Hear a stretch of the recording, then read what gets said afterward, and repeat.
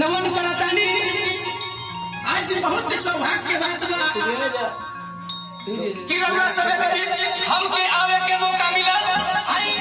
एगो शादी के गीत से सेवा रही।